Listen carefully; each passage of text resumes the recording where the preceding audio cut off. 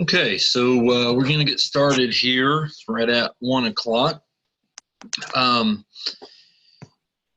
This class today is going to go over some of the different ways to prospect for sellers. We want to talk about a couple of the main fundamental ways to prospect for sellers, and then look at a couple other different ideas as well. As always, if you have something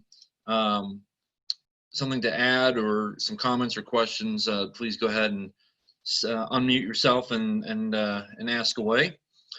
But I wanted to start with talking a little bit about your sphere of influence prospecting and using some bullet points from a David Knox video about Venus Morris Griffin, who's a very successful real estate agent, and doing a little bit of different research back and forth. I realized, you know what, just hitting on some of the things that she talks about is exactly where I kind of wanted to go with this. So I'm just using a lot of her bullet points as some talking points. So starting off here, I mean, when we're looking at prospecting for listings, the number one place we can go is your sphere of influence. All right.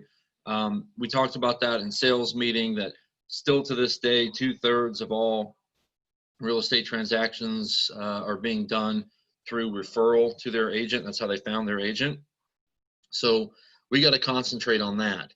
And here's a couple of things that Venus does with her company. Again, number one source of all her business is through referrals, but making calls on sold properties, letting people know in the neighborhood that the property had sold. Because once it sells, whether you're the buyer agent or the listing agent, once it sells, you can disclose what the closing price was. You can disclose other details about the property that you can't while it's still under contract.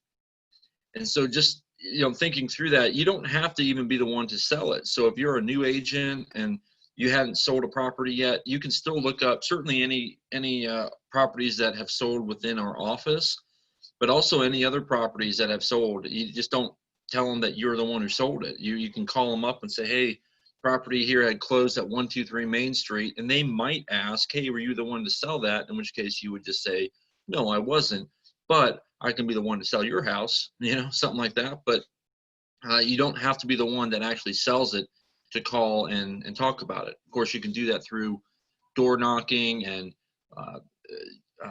letters and mailers and things like that as well. But just contacting other people about property that is sold. And this is one thing that I'm working on in our office with when people take calls in the office. If it's under contract or if it's sold, we don't need to say that we're sorry that the home is sold. Why are we sorry? Right? We sold a property. So just let them know, yes, here's what the property had sold for, and then immediately go into how you might be able to help them. Offered to show a home in a few days that she had on the market. After 3 days, they flew in, purchased another house. This is sold, but I have another, right? So when you're taking those phone calls, the internet inquiries, and the property they're inquiring on is under contract or has been sold, there's really no reason to let them know that. We can set the appointment to meet with them in person and then go from there to talk about what else is on the market that we can see. All right. So with Venus, again, 70% of business coming from referrals, 40% is repeat business. In other words, they have already bought and sold with her in the past, and 30% is being referred to another prospect. So about half the time, the people are referring her to other people, and about half the time they're actually rebuying with her. One of the best ways, one of the best things we can do to make sure that at least we get the repeat business is using the $25 stay in touch program that we have here at Weichert, that when you close on a property, it just costs $25, and they stay in touch with you and your client. They stay in touch with your client over the next 5 years with 25 different touches. So if you do nothing else to get referrals, just do that, and you'll have people at least remembering your name and who to call, right? So that repeat business with sphere of influence is just so important. All right. All right, let's see here. Again, sphere of influence prospecting. Um, this is coming from Venus, but you just have to be out there. You have to be in front of people somehow, some way. For her, it's being more involved in clubs, being part of the parent-teacher organization, active in all of her sphere of influence areas, that sort of thing. So just being seen and heard wherever your uh, personality lands you. And one of the things that I really liked talking to new agents about is what club or what activity or what thing have you always kind of wanted to do but didn't have the time to do.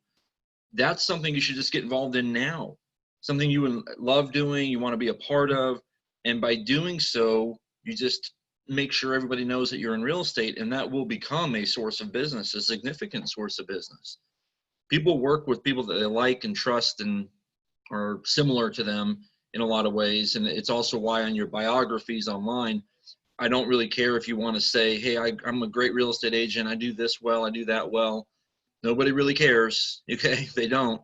What they care about is that, oh, you're a snow skier and they snow ski too. Wow, we're so close. The whatever kind of little niche that you're involved in or whatever makes you different and special, those are the people that are going to want to likely work with you. So get involved in more clubs. Do something that you always wanted to do, and just make sure everybody gets your business card and knows that you're in the business. You don't have to be a sleazy salesperson out there and talking real estate at every corner.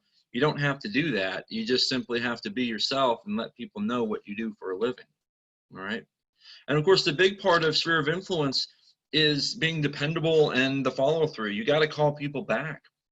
I mean, I'm just amazed how much I have to say that to new realtors. Like, should I call them back now or wait? Call them back now. Like the first second you have a chance. I know very well you can't answer every phone call. I get it. I understand. But you can call people back within a reasonable period of time, right? So be dependable, have a good follow through.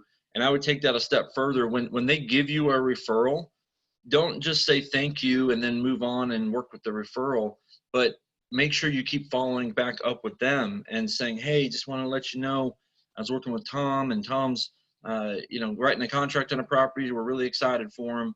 And just kind of keep them up to date on those referrals that they're giving you. That really makes them feel good and helps them give you more in the future. All right. Here's a couple things from Venus on how to stay top of mind. Using the database, right? For us, using Weichert, oh my gosh, KV Core product, right? To stay in front of people as much as possible. We've got all these great campaigns, and Allison can help you customize a campaign for you, making sure you're staying in touch with people many different ways. Venus likes to send out these client cards every 3 to 6 months. And again, with KV Core, you could just set up a reminder for you to say, hey, today's the day you should send out a thank you card to Joe. And it at least just reminds you to do that. The old-fashioned mail, like we've been talking about in sales meetings, I think it still really, really works. The thank you cards, the just thinking about you, that sort of thing, goes a very long way and has a lot bigger impact than some sort of email blast that goes out to all your clients once a month. Like, that's fine, but a handwritten letter will make a huge impact on people for a long period of time. All right, I'm losing my train of thought here, but just keep making those phone calls, just using KV Core and stuff to keep on top of people as much as possible. All right. So another thing that she talks about is how to overcome the fear of calling. And what do you say? And this is something that I wanted to talk about as well. I still don't love getting on the phone and calling. It's not what I'm great at. My personality doesn't come out well over the phone. I know that. To some degree, I don't know how to fix it because it's just the way it sounds over the phone. But yeah, I still do it. I do it all the time. And the way that I've gotten over the fear of calling is, number one, by calling. The more you call, the more comfortable you are with it. And two, just be yourself. You don't have to put on a fake persona. You don't have to become an actor. You don't have to do anything that you wouldn't normally do or say. just be yourself. And that comes from mostly a confidence that you can actually help people, knowing that, you know, if I could just convince you to work with me as a real estate agent, I could really make your life better. And by knowing that, it gives me full confidence, and I really don't worry about calling people because I just know that I can help you, right? So be yourself, have confidence that you can help people. For me, that's what helps come over some of the fears. Role playing, right? She mentions here on role playing. Get up with a friend or somebody else at the office and role play some calls with each other. If you're really having a hard time getting on the phone, get a friend to help you and just role play a couple of calls. You'll be amazed how much easier it gets the more you do. All right. Now, in this case, she talks about, hey, how do you get referrals? She says, well, I don't really directly ask, I just get them. Well, I would say ask, okay? I think she's getting them because during that point of conversation, she is mentioning real estate as part of that conversation. So always mention that. And if you are calling on a business call, then ask directly and say, hey, man, you know, I really need your help. You know, any of all the people you do know, who's the next to buy or sell, ask them for the referral. Sometimes we just assume. I've been caught doing that. I've assumed that people know I want their referrals, and then I find out that they referred their friend to so and so, and a couple of times it's come back around to where I got a chance to say, why did you do that?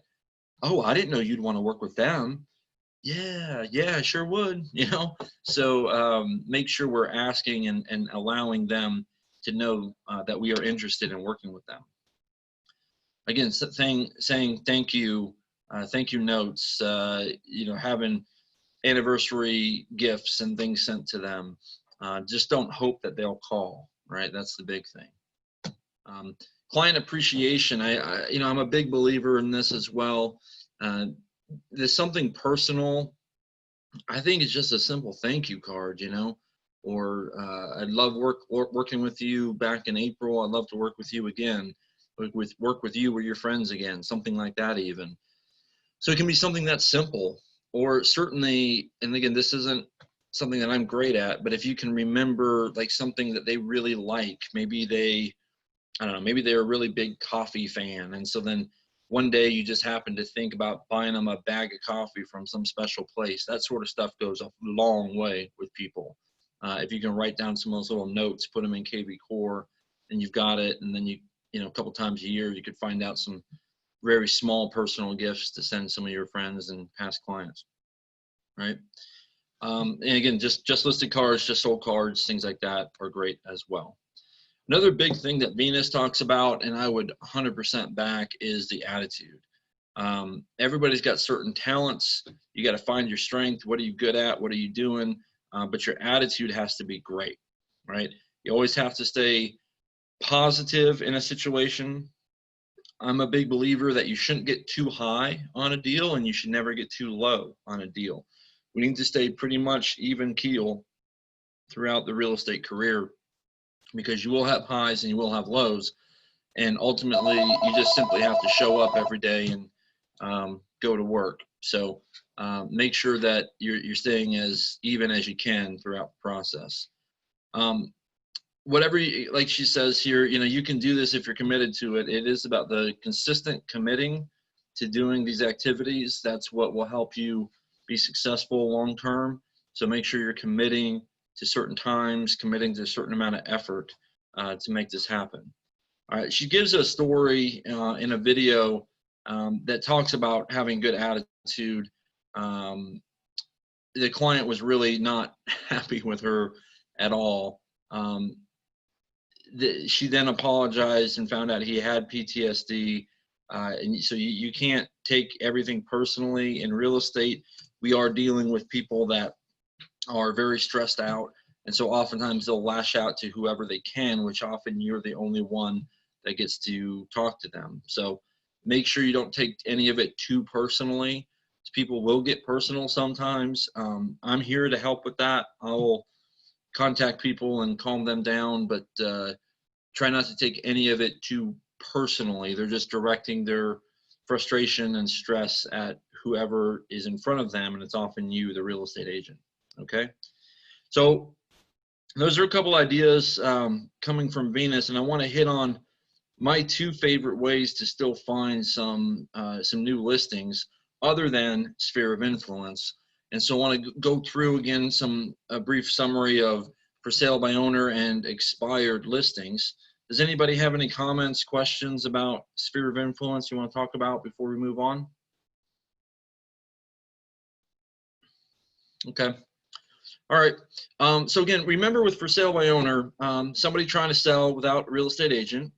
Oftentimes people are thinking these days that it's so easy to sell by owner because of all of the technology and stuff that's out there. But again, remember the NAR stats that there are fewer people actually successfully selling for sale by owner than there ever has been since we started recording those numbers in 1981.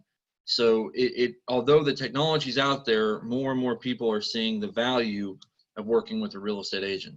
So how do you find for sale by owners? Well, again, classified ads. The best way is still driving around the neighborhoods, just paying attention as you're driving throughout the days. With the cell phones we've got now, just taking a quick snapshot of it if you can't talk to them at that one time. Keep the word out, ask friends. That's another reason to maybe call, talking to your sphere of influence. Hey, have you seen any for sale by owners, by the way? And oh yeah, my neighbor just put their house on the market, saw the red sign in the yard. Like, oh, okay, so just simply asking. And then of course there's all these other websites. So FSBO.com, byowner.com, for sale by owner.com, all of those good things as well. You can go to Zillow, Zestimate, Craigslist is still a good way to find some for sale by owners. Just look out and you'll find them. Some FSBO facts. Most FSBOs see self-selling as an easy task. Most FSBOs eventually list with a real estate agent. About 80% actually still list with a real estate agent, even though they went for sale by owner. And I think that may be why it does feel, because I'll admit, it does feel like there's more for sale by owners out there than the statistics prove. But those statistics are showing what closed as a for sale by owner. And so most of the for sale by owner signs, about 80% of those signs that you see end up listing with a real estate agent.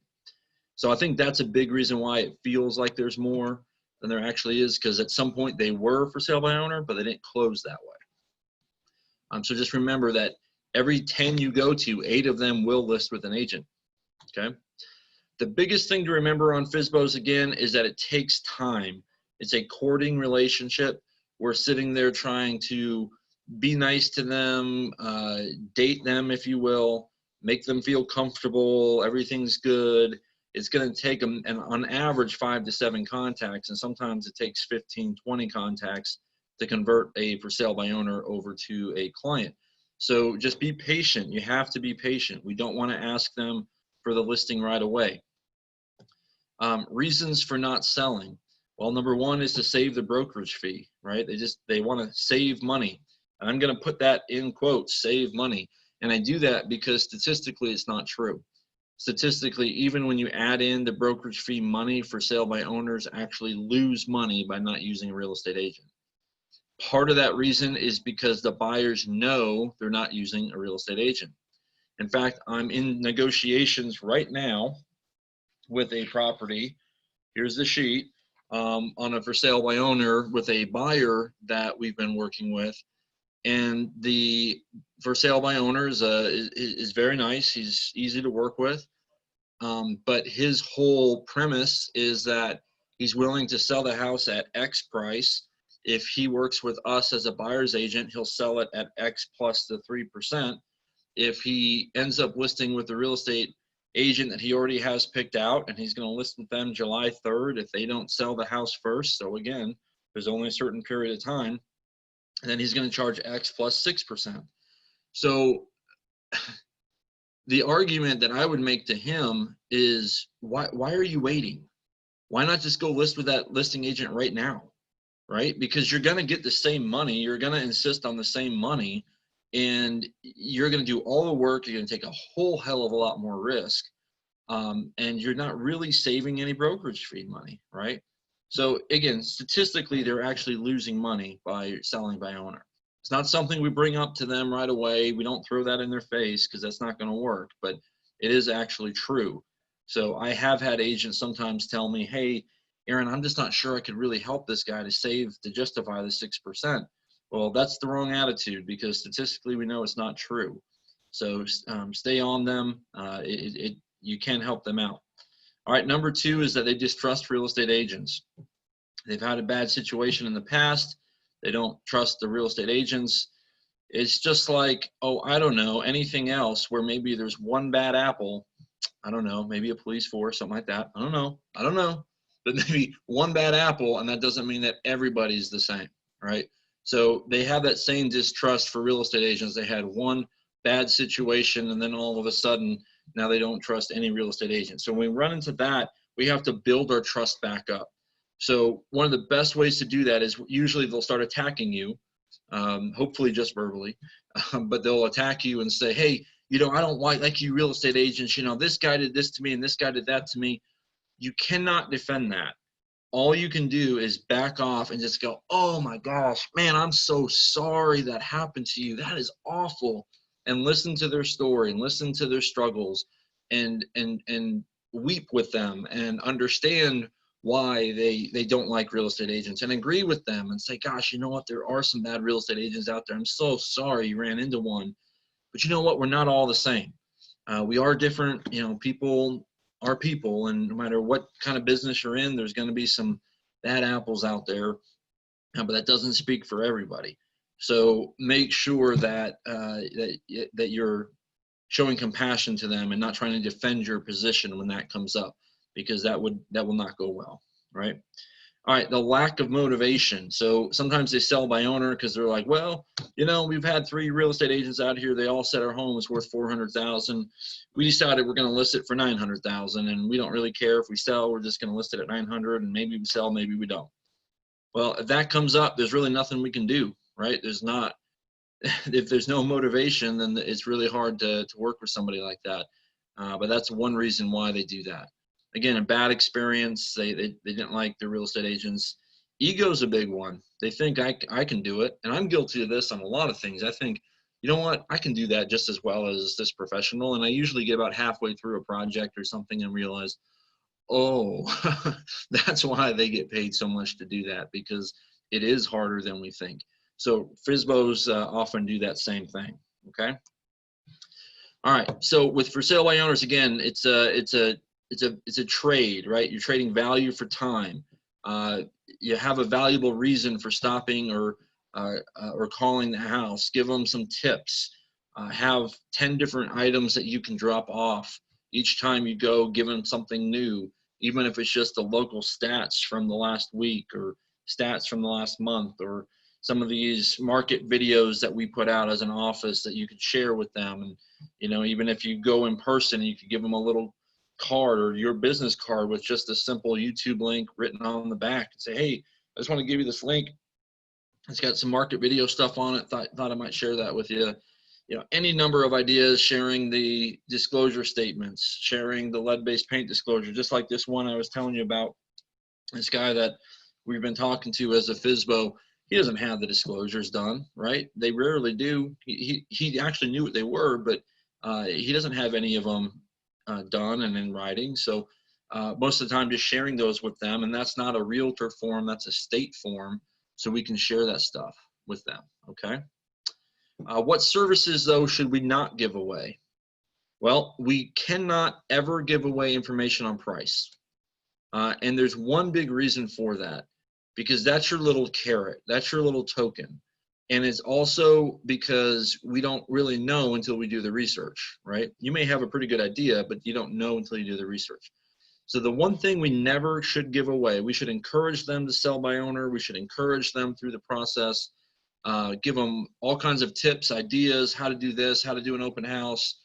All the tips and services are fine, but just never give them information on price, because that's the one thing we don't want to give away. And we would be happy to give you a price if you would allow me to do a full market research analysis on your property. I'll do a full PTA on it, and then I'll come back and give you my marketing plan in order to get that amount. And if you're willing to sit with me and let me show you what my marketing plan would be, then I will show you my pricing packet right after that. And if they say, well, gosh, Aaron, I'm not willing to list with you, so I don't really want to go through all that marketing. I say, it's no problem, no problem. But in order to give you an accurate price, it does take me a couple hours of my time, and I am happy to do that for you. But at least I need the chance to pitch to you the marketing plan that I would do. And my thought would be maybe you would see the value that I have. If nothing else, you can take some of the ideas that I share and use them for your own. But that is my requirement. And people like that. They get it. They understand that this can take a couple hours of your time, that they should give something in return. Okay? So that's the one thing we don't do. Questions to ask a for sale by owner. Why are you selling? Where are you moving? How soon do you need to get there? How soon do you need to get there is a key question, because what does that tell you? How long maybe they're willing to do for sale by owner? I haven't given you the address, and I won't, but this little for sale by owner that we're talking about, just because it's on top of mind right now, they are moving July 3rd. They're moving away from the house July 3rd, no matter what. Sad situation. The gentleman has a great attitude about it, but he is going to die. He's going to die in the next few months, and he knows that, and his wife knows that, and so they're selling the house to move in with her daughter, so that they already kind of have that done when that happens. So they're very nice, and he's very at peace with everything. But time is an issue there, right? And so he knows that, and that's why he said he's gonna do this, and then if July 3rd happens and they still haven't sold it, then he's gonna list with the other agent. So the timing is really key to understanding when they might list with you. How did you determine the price? That's always very important to understand. Did they just look it up on Zillow? Did they look at the tax records? Sometimes you'll hear that.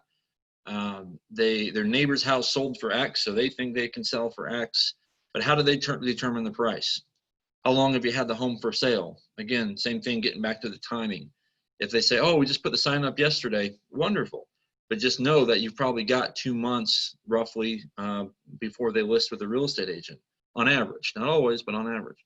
Or they might say, we've been on the market for a couple of months now and just isn't selling. Well, these are people that might be willing to list faster, okay? Another little thing I'll mention on that, if you see a house that has a sign that is not a good sign, it's kind of a cheap looking sign, those are people that often are willing to list right away, because they just haven't invested much into it, and sometimes they just put a sign out to see who's going to knock on their door. So that's a quick tip. If you see the little, even a cardboard sign painted or something, those might be people you want to talk to right away. All right, here's some thought-provoking questions to ask them. Are you guys doing regular open houses? Well, no, we didn't think about that. Oh yeah, I would encourage you to do some regular open houses. How much activity have you had on the house? And these will provoke them into some other discussions about, gosh, we just haven't had any activity and it's been tough. And then that allows you to have more conversation. Or it might be, man, it's been crazy. I don't know how to handle all these people. I don't know what I should do.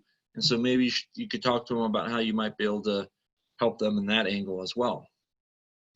Other than listing the property online, or other than just putting the property for sale by owner sign in the yard, what else have you done to promote it? Are you familiar with your competition? Are you pre-qualifying buyers? I don't think any for sale by owners do that. I mean, somebody probably does, but most of the time they don't even ask. Is there always someone home to show the house? That's always a big question to ask, because most of the time they have jobs and they're working, and so they're like, yeah, I can only show it in the evening when I get back from work, or I can only show it on the weekends. And then I might follow up that with, well, how do you think that might be affecting your overall sale? And then it's a very real concern. You just got to be careful how you bring it up. But I would always mention to them at this point, gosh, how safe do you feel showing your homes to complete strangers who just knock on your door? And see what they say.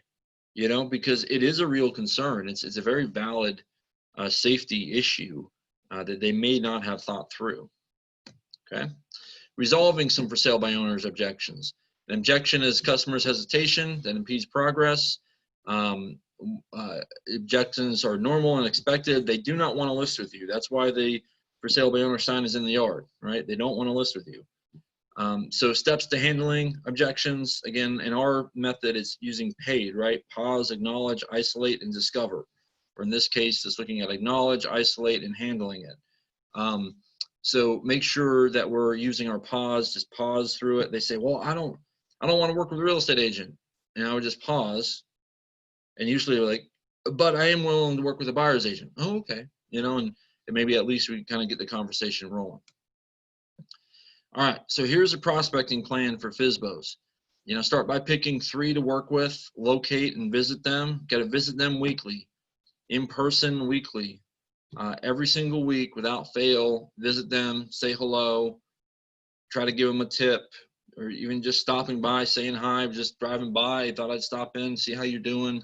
You guys need any help, anything I can get for you, any information I can get for you, something like that. Don't give up on them. Again, 80% will list. So not everyone will, but 80% will. So stay on them. And then one drops off. Maybe they sold the house themselves. Maybe they listed with another agent. Maybe they listed with you. But if they drop off, then you got to pick another one up. And so that way you always have 3 that you're constantly working with. All right. So here's a little bit of info on FSBOs from Venus Morris Griffin. FSBOs don't scare her. She never forgets her first door knock on a FSBO. The story that I have on that is the first FSBO I talked to. No, that was an expired. Never mind. Sorry, but the for sale by owner experience is tough because they often are very surly to you in the very beginning. There is a particular ice that is there, and it's hard to get through that. But if you can, the more you talk to them, the more open they get and the more they're willing to help you and work with you, okay? So stick with it. Keep talking to them. Keep trying to break the ice. I'm just here to help. I want to give you a couple ideas. Those sort of things can be helpful to keep breaking through all of that, all right? So next I want to talk about expireds. Are there any questions on for sale by owners? Okay. All right, there is, just pop in. Expired listings, right? Expiring from the real estate market. The best thing we can do here is find them on a daily basis, set up an automatic alert, or just have a plan that every day you're going to go in and look for the expireds in the early morning and go out there and knock on the doors, all right? Expireds are a daily occurrence, and they're something you have to be on top of. But you can set, I've told some agents who say, look, I like them, but I just can't do it every day. Nobody said you have to. You could do it once a week. You could do it a couple times a week. You could do it just on the 15th and the 1st of each month, because typically we have a lot more expireds on the 15th and the 1st of each month, just because people set up their listing agreements to expire on the 15th and the 1st of a month. So you could just do that just once a month. Every 1st of each month, I'm going to work expireds. That's not a bad way to go either. All right. So why do listings expire? This is something that you should memorize. I'm not a big script person, but this is a phrase or a term that you should memorize. So there's only 3 reasons why homes expire: price, condition, and marketing. So Mr. and Mr. Seller, why do you think your home expired? It's going to be either price, condition, or marketing, maybe a combination of the 3. What do you think? Right? So that's what you're trying to discover: price, condition, and marketing. So the conversation when you go to the door and you talk to them like, yeah, I'm so sorry that your home expired, show the compassion. It's really frustrating. I know that's tough. I was here just to talk with you about why your home may have expired. There's, I know from being a real estate agent, there's only 3 reasons why it expires: price, condition, and marketing. And I was just wondering, which of those 3 do you think it was? That's the conversation every single time. That's the conversation. And they might be very aware and say, yeah, it's price. We were listed at $350. We were told it was worth $300 the whole time. We never listed it at that. Now we're ready to list it at that. Wonderful. Can I list it for $300? So they usually know or can give you some good advice on that. All right, make the first contact. as soon as it expires, you want to get out there as quickly as you can in the morning. Try to be there to help, to commiserate with them. Know that it's tough when it expires, and you're there to help. All right. Make sure you have a good idea of what's going on in the market, so that you know. There's a couple of good materials in Weichert. We have the Months Without Selling, it's an expired brochure that you can print out and use, and then there's a customized one that's just for each individual property that you can put in there. This just for this one property. It takes you maybe 2-3 minutes to put it in there and then print it out, and you could send that. You could also do that through mailers as well. You could put that together and just send it out on the mailer side as well.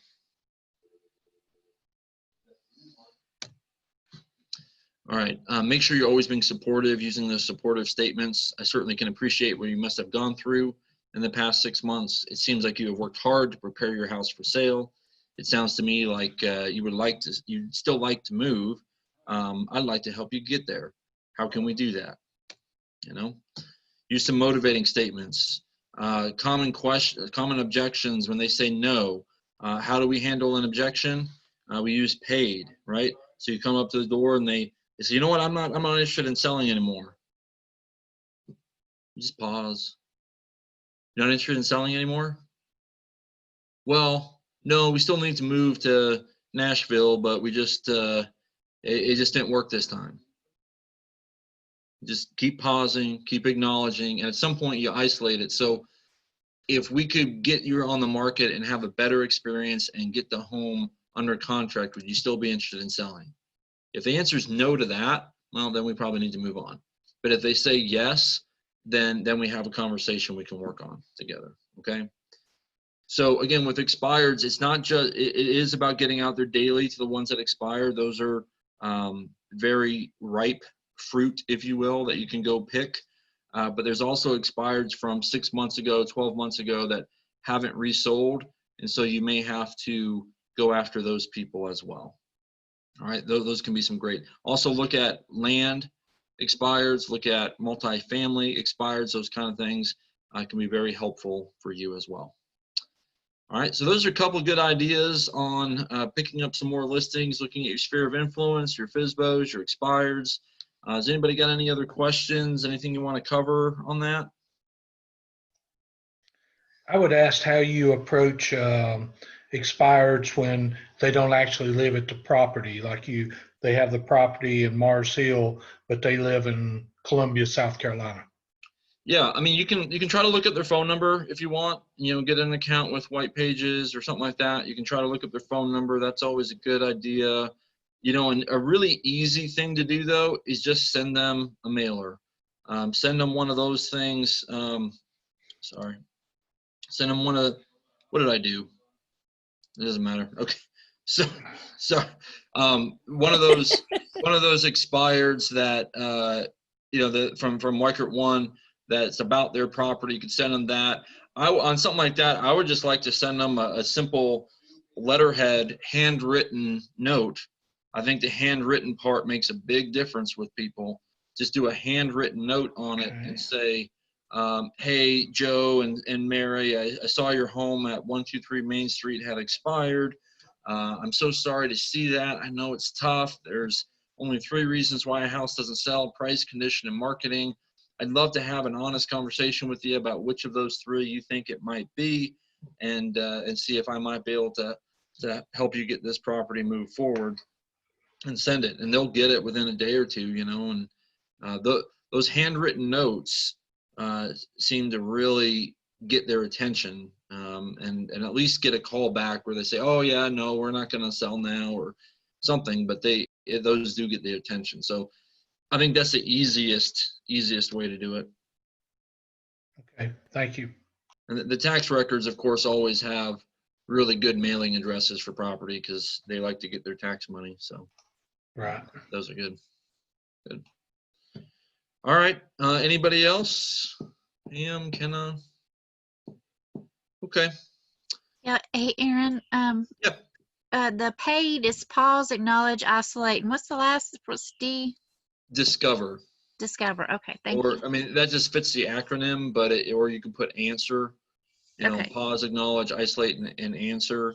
Okay. So again, we're pausing, we're just kind of being quiet and see if it solves itself. At some point, you have to acknowledge it and just say, okay, so the commission's an issue for you. And then at that point, you have to isolate it. There's no point in answering things. Or the good example is if you're showing somebody a house and they say, gosh, I don't like that steep driveway, right? And so you could pause, and you don't like the steep driveway, okay. So then if it still doesn't go away, at some point you just have to say, other than the steep driveway, would you buy the house? Well, no, we don't like the kitchen, we don't like the bathrooms, we don't like the bedrooms. Well, then we're not buying the house, right? So you have to isolate the problem. If they say yes, if we could find a solution to that driveway, we would buy the house. Well, then now maybe we go back and we do some research. I don't know how you fix a driveway. Maybe there's another way to build a new one, but you know what I mean? Like if it's commission issue, I always say, so other than the commission, do you feel like I'm the best real estate agent for you? Could I help you make more money? Do you believe that? If they say yes, now we can talk about the commission. If they say, no, I like Joe better, well, then why the hell are we talking commission? Just go work with Joe. So you got to isolate to find out if it wasn't for this, are we going to move forward? Because if the answer is yes, we would move forward, then we go ahead and discover or answer the problem. Okay, thank you. Mm-hmm. Hey, Erin, are you still there? Mm-hmm. Oh, okay. Sorry. You disappeared for a minute. When you go to do expireds, do you do kind of a rough look at the price of the property to see if it was priced way out of line before you even go, or do you wait to see if you get that far with them? Normally, I would just tell you no. Don't spend time on things until it's worth spending time on. So if you find out this morning that something expired, just go. But yeah, if you're right there, you're on the MLS anyway, might I take a quick glance and see, well, gosh, I thought I saw this other house sold for something a lot less than that. I might take a quick glance, but I wouldn't spend any surmountable amount of time doing research on it. Okay. Because again, we don't really care, right? When we go to the house, if they say, well, gosh, well, what do you think it would sell for? I'm just simply not going to answer that question. I'm just going to say, well, that's a great question. Let's do a walkthrough. Let's find out everything I can about your house, and then I'm going to do a couple hours of research, and I'm going to come back with a really solid number for you. People are fine with that, so Okay. you don't have to worry too much about that. Thank you. All right, well, very good, guys. Appreciate you joining, and get out there, and we'll see if we can get some more deals.